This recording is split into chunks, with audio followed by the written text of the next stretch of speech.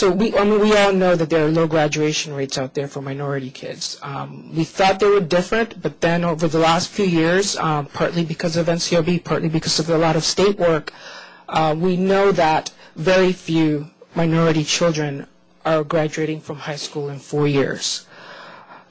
But what leads to this is not just that kids get to high school and then they decide, well, it's not for me.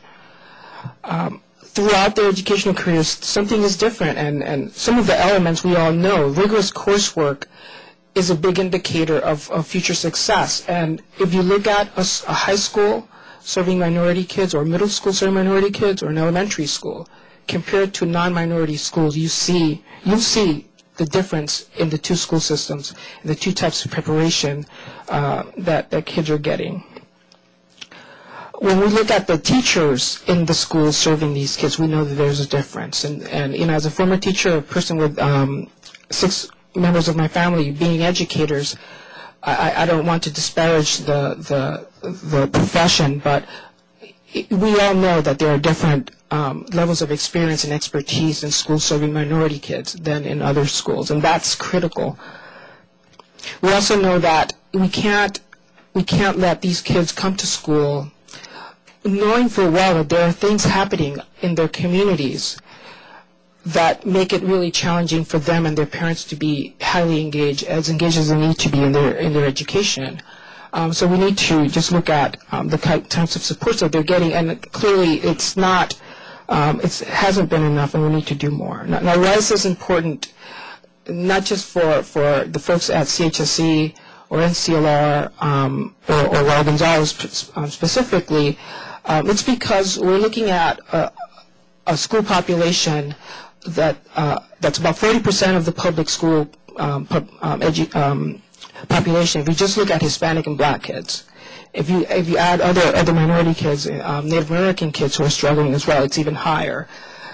We don't have a functioning public education system in the U.S. if we cannot graduate 40% of these kids on time, and we don't have, we're going to have a challenging future if 40% of the kids are not doing as well as other kids and are less likely to contribute to society as much as they should.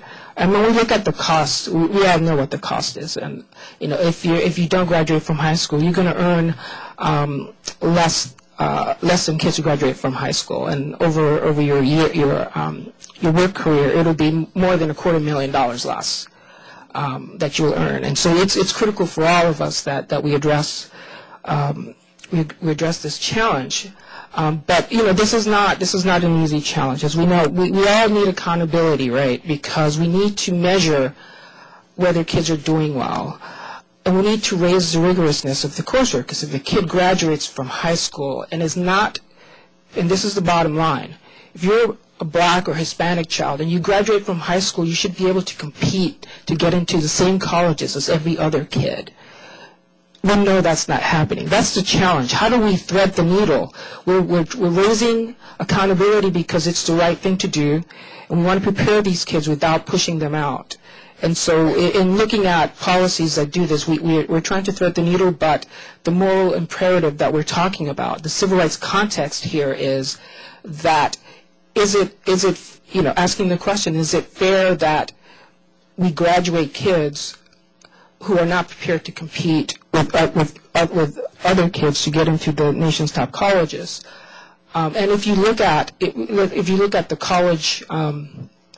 college population and see how few, if you want to break it down a little further, Black and Hispanic males on college campuses, then we can trace it back to the educational experiences they've had as children in the public education system.